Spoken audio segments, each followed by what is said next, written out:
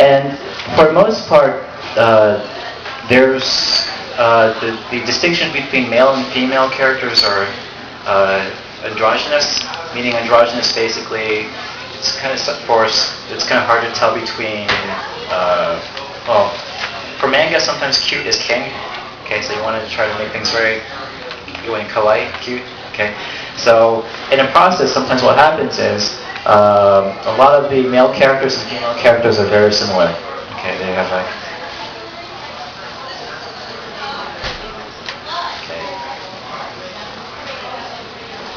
Noses. Sometimes they'll have these kinds of noses. The noses are very little, and or these kinds of noses.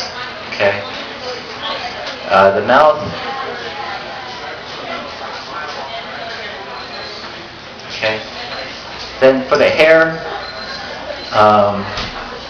So far you can this can be either a guy or a girl. Right. So. From here, you can probably try to.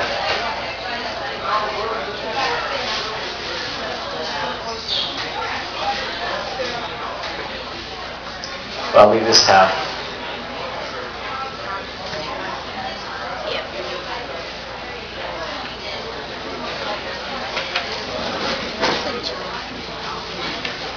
Okay.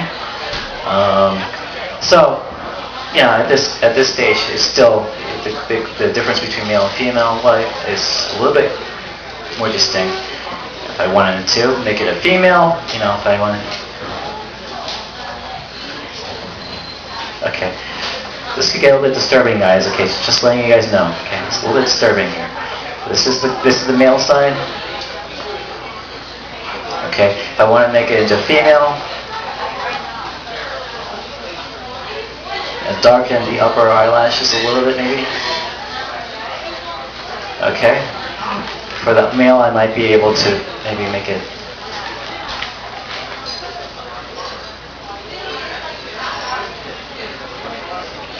Okay.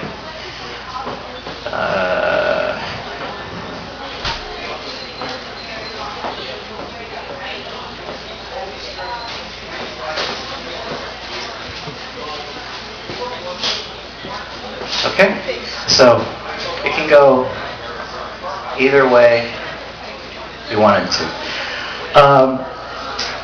Sorry. Okay, for Japanese manga, generally speaking, everything's printed in black and white.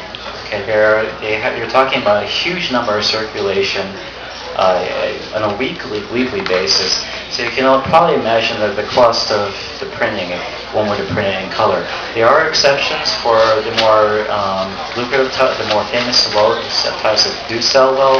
The first 5 pages or so are colored or hand colored, and then basically that does see color. But for the most part, you're talking about something about a weekly compilation of like this thick, maybe not this thick, maybe about this, a little bit, 20% bigger than this, filled with titles on a weekly basis. So they, just from the cost perspective, they want to keep the cost low. So everything is pretty much done in black and white. As a result, the Japanese manga or mangaka that we use as a word I was saying, the manga artist, they'll use a series of tones called screen tones. Nowadays, well, back then they used to, it consisted of a thin acetate sheet of different patterns, like for example, like line patterns here, or even if you're lazy like me to do backgrounds, they have like patterns of the trees. You can actually kind of cut and paste on the paper. Nowadays they have something called Photoshop and Comic Book Studio Express, which has all these patterns. Just click and paste, click and paste, click and paste, which makes life a lot more easier. You're faced with a dilemma. Let's say if I wanted to make this character blush with embarrassment, or I can't show red, or I can't show pink or anything like that. So what they'll do is they'll use a series of cross-hatching marks to show a switch in value. Okay. So, for example, that would kind of indicate a sense of either youthfulness or just kind of like sees another person who he or she likes. Okay. All right. For some of the kids cartoons, they'll use these kinds of marks. Okay, underneath the cheeks. Hayao Miyazaki, he did some things. He used that a lot in forgot the title.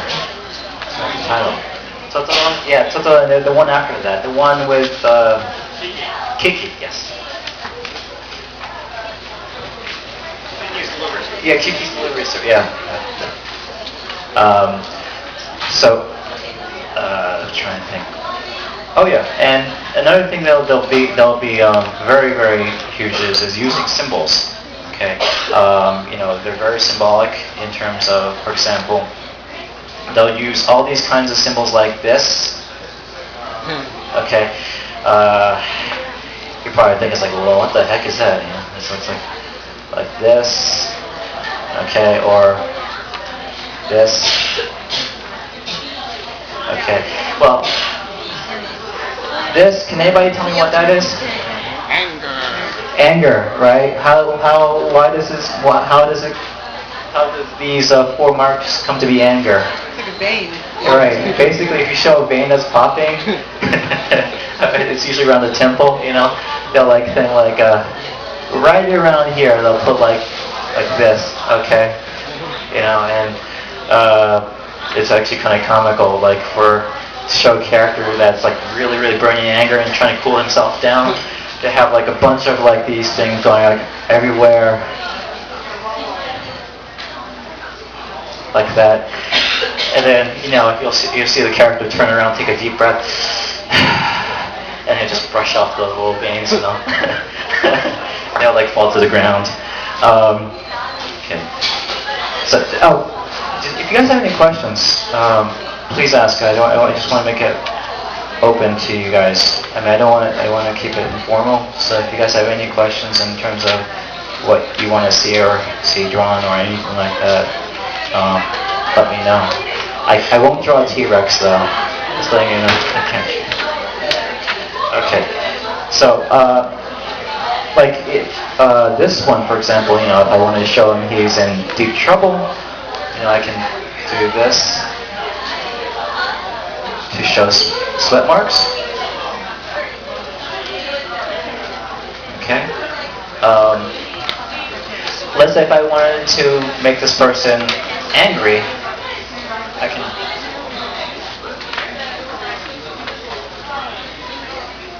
Okay. Now let's have fun with this one. Talking about symbols, what you're going to see a lot is the exaggeration of anger. For example, if somebody's really, really mad and angry, they'll show vampire fangs. Are you familiar? They have like these, like your incisors will be like really tightened up and everything. Now that doesn't necessarily mean your character just turn into a vampire, but rather it basically means to accentuate the anger. So, for example.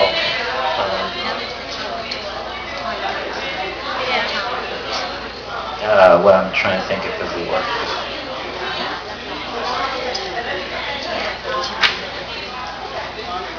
Oh, this looks like lipstick now. Hold on a second, let me switch colors here.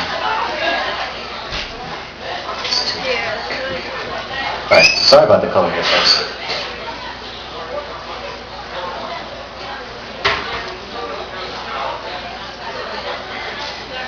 Okay, all I need to do is pretend that person's mouth is open.